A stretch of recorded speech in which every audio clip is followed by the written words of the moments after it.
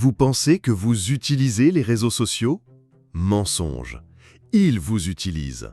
En ce moment même, pendant que vous regardez cette vidéo, des algorithmes plus sophistiqués que les armes nucléaires cartographient chacune de vos micro-expressions, chaque hésitation, chaque seconde que vous mettez à faire défiler.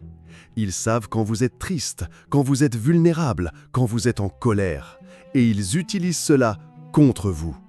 Vous savez quelle est la différence entre un dealer de drogue et Mark Zuckerberg? Le dealer au moins admet qu'il vend quelque chose qui crée une dépendance. Aujourd'hui, je vais vous montrer comment les plus grands esprits de la psychologie comportementale ont été kidnappés par Silicon Valley pour créer la machine de manipulation la plus puissante de l'histoire humaine. Une machine qui transforme votre cerveau en produit, vos émotions en profit et votre libre arbitre en illusion. Nietzsche disait « Celui qui combat les monstres doit veiller à ne pas devenir monstre lui-même ». Mais que se passe-t-il quand les monstres nous combattent en premier? Il y a 80 ans, Dietrich Bonhoeffer écrivait depuis sa cellule de prison nazie « La stupidité est un ennemi plus dangereux que la méchanceté ». Il ne parlait pas des idiots, il parlait de quelque chose de bien plus terrifiant, des gens intelligents rendus stupides par la manipulation systématique. Bonhoeffer avait identifié le mécanisme. Quand vous bombardez constamment le cerveau humain d'informations contradictoires, de stimuli émotionnels et de récompenses aléatoires, vous ne créez pas de l'intelligence, vous créez de la dépendance. Machiavel, dans Le Prince, expliquait déjà que le pouvoir véritable ne vient pas de la force, mais de la capacité à faire croire aux gens qu'ils choisissent librement ce que vous voulez qu'ils fassent. Les réseaux sociaux ont perfectionné cette technique. Nietzsche parlait du troupeau, ces masses qui suivent aveuglement parce qu'elles ont perdu leur capacité à penser individuellement. Aujourd'hui, ce troupeau a un nom, vos followers, et le berger, l'algorithme. B.F. Skinner a prouvé qu'on peut conditionner n'importe quel comportement avec des récompenses variables. Un rat qui ne sait jamais quand il va recevoir sa dose appuie compulsivement sur le levier. Votre téléphone est ce levier.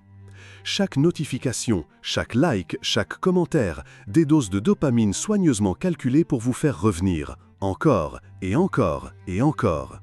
Mais le plus terrifiant, vous pensez encore que c'est vous qui décidez de regarder. 1971, Université de Stanford. Le docteur Philippe Zimbardo crée la plus terrifiante expérience de psychologie sociale de l'histoire, l'expérience de la prison de Stanford. En 6 jours seulement, des étudiants normaux, équilibrés, se transforment en sadiques ou en victimes brisées, simplement en leur donnant des rôles et un environnement. Zimbardo a découvert quelque chose que Silicon Valley n'oubliera jamais. L'environnement contrôle le comportement humain plus que la personnalité. Mais voici le détail que personne ne vous dit. L'expérience a dû être arrêtée parce que Zimbardo lui-même était devenu prisonnier de son propre système. Le créateur avait perdu le contrôle. 50 ans plus tard, nous vivons dans une version digitale de cette prison. Votre profil Facebook, votre rôle assigné. Votre fil d'actualité, votre cellule personnalisée. Les autres utilisateurs, vos co-détenus, qui surveillent et jugent chaque geste. Et les créateurs de ces plateformes, ils ont perdu le contrôle, exactement comme Zimbardo. Sean Parker, cofondateur de Facebook, l'a admis publiquement. Nous avons créé des boucles de validation sociale, exploitant une vulnérabilité de la psychologie humaine. Mark Zuckerberg lui-même limite l'usage des écrans pour ses propres enfants. Le dealer ne consomme jamais sa propre marchandise. Mais contrairement à Stanford, cette expérience n'a jamais été arrêtée. Elle continue, chaque seconde, avec 5 milliards de cobayes volontaires. Et le plus ironique, nous payons pour y participer. 2017. Facebook devient complice d'un génocide. Pas métaphoriquement, littéralement. L'ONU a officiellement déclaré que Facebook avait joué un rôle déterminant dans le génocide. Plus de 700 000 personnes contraintes à l'exil, des milliers de morts. Comment une plateforme qui connecte le monde a-t-elle alimenté la haine ethnique? L'algorithme de Facebook privilégie l'engagement. Qu'est-ce qui génère le plus d'engagement? La colère, la peur, la haine. Résultat, les messages de haine contre les Rohingyas étaient automatiquement amplifiés, distribués à des millions de Birmans, créant une chambre d'écho de violence. Facebook le savait. Leurs propres rapports internes révélés par Frances Haugen l'admettent. Nous sommes littéralement en train de semer la discorde sociale. Mais voici le plus terrifiant. Ce n'était pas un bug, c'était une fonctionnalité. L'algorithme fonctionnait exactement comme prévu. Maximiser l'engagement à tout prix. Edward Bernays, le père de la propagande moderne et neveu de Freud, disait « La manipulation consciente et intelligente des opinions des masses est un élément important de la société démocratique. » Facebook a industrialisé cette manipulation. Aujourd'hui, ce même algorithme décide ce que vous voyez sur la guerre en Ukraine, sur le climat, sur les élections. Il ne vous montre pas la vérité, il vous montre ce qui vous fait réagir. Parce que votre réaction égale leur profit. Et pendant que vous êtes occupé à débattre de qui a raison ou tort, ils comptent l'argent, généré par votre indignation. Voici le secret que Silicon Valley ne veut jamais que vous compreniez. Ils ont découvert comment hacker votre système de récompense primitif. Votre cerveau possède un circuit neurologique vieux de millions d'années conçu pour votre survie. Quand vous trouviez de la nourriture ou échappiez à un prédateur, votre cerveau libérait de la dopamine, le neurotransmetteur du plaisir. Ce système était parfait pour l'âge de pierre. Mais les ingénieurs de Stanford et du MIT l'ont détourné. Ils ont créé ce qu'ils appellent le Variable Ratio Reinforcement Schedule, le même mécanisme qui rend les machines à sous si addictives. Voici comment ça marche. 1. Prédiction.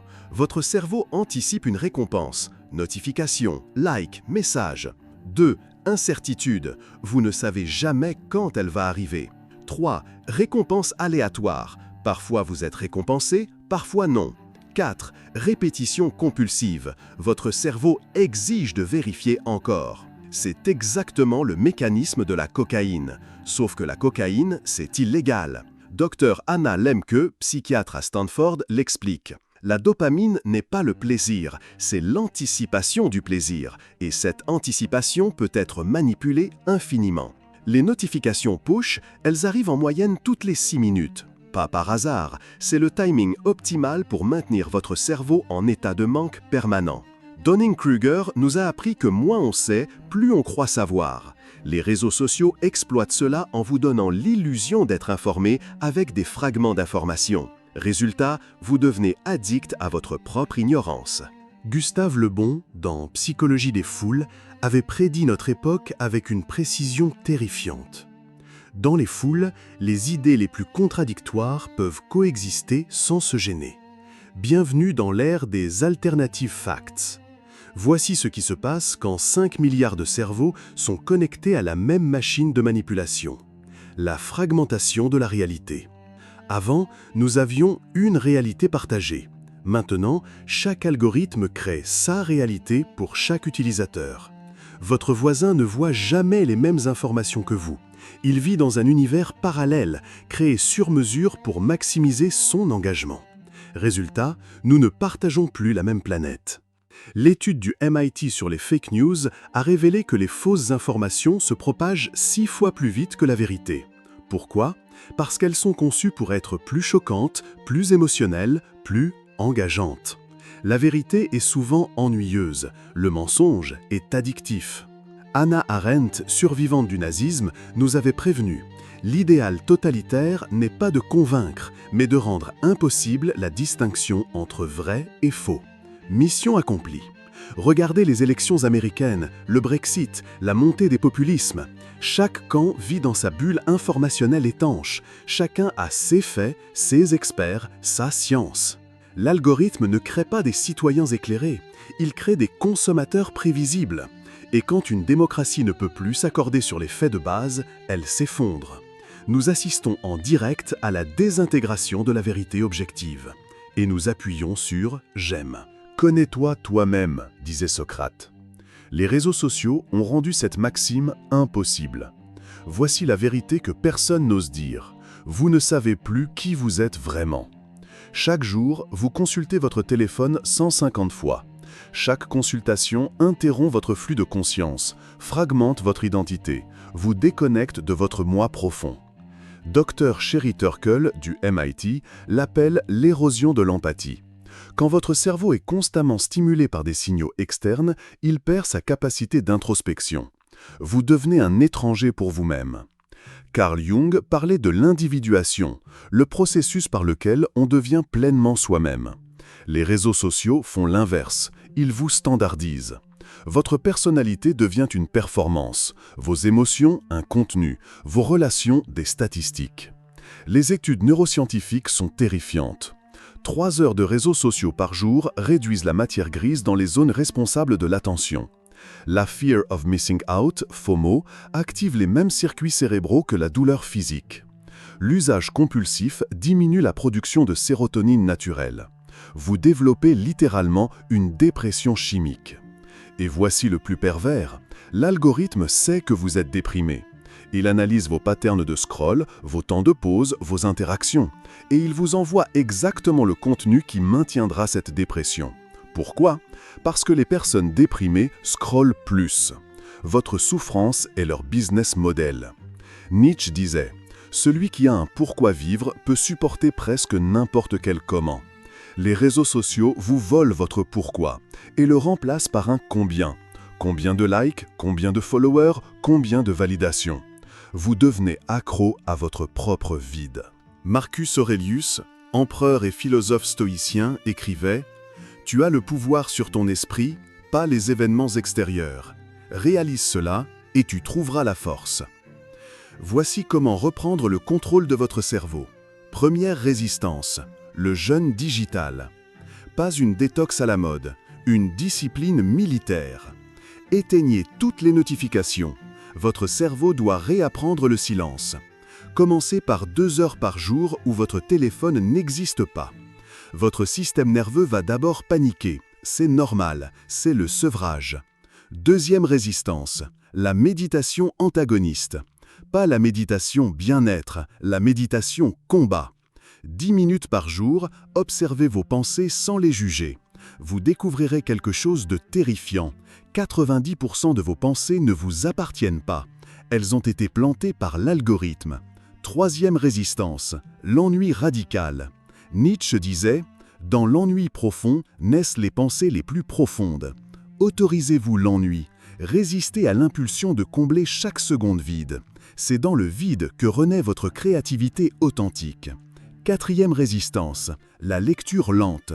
Un livre physique, 30 pages par jour, minimum. Votre cerveau, habitué aux fragments de 280 caractères, va souffrir. Persévérez. Vous reconstituez votre capacité d'attention profonde. Cinquième résistance, l'analyse systémique. Avant chaque partage, demandez-vous « Qui profite de cette information ?» Si vous ne savez pas, ne partagez pas. Bonhoeffer disait « Le silence face au mal est le mal lui-même. Votre silence digital est un acte de résistance. » Machiavel disait « Les hommes jugent généralement plus par les yeux que par les mains. Il est temps de forcer la société à toucher la réalité. » Première révolution, la transparence algorithmique obligatoire. Chaque plateforme doit révéler exactement comment fonctionne son algorithme, comme les ingrédients sur un paquet de cigarettes. Vous avez le droit de savoir ce qu'on injecte dans votre cerveau. Deuxième révolution, l'interdiction de la manipulation comportementale. Les techniques de persuasive design doivent être classées comme drogue. Variable ratio reinforcement, infinite scroll, autoplay, interdit pour les mineurs, régulé pour les adultes. Troisième révolution, le droit à la déconnexion constitutionnelle. Votre droit de ne pas être contacté doit être protégé comme votre droit de vote. Les entreprises qui violent ce droit amendent équivalente à 10% de leur chiffre d'affaires. Quatrième révolution, l'éducation à la résistance digitale.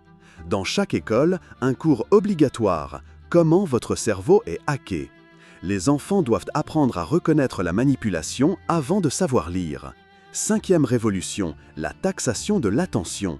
Chaque seconde d'attention volée doit être payée. Les plateformes qui profitent de votre temps doivent vous reverser une partie de leur profit. Votre attention a une valeur économique, réclamez-la. Sixième révolution, les réseaux sociaux publics. Comme l'eau et l'électricité, l'information est un service public. Des alternatives décentralisées, open source, sans algorithme manipulateur, financées par l'impôt, pas par la publicité. Bonhoeffer nous rappelait Ne pas agir, c'est agir. Ne pas parler, c'est parler. Votre inaction est leur victoire. Nous voici au carrefour de l'histoire. Dietrich Bonhoeffer a été pendu par les nazis pour avoir refusé de se taire face à la manipulation des masses.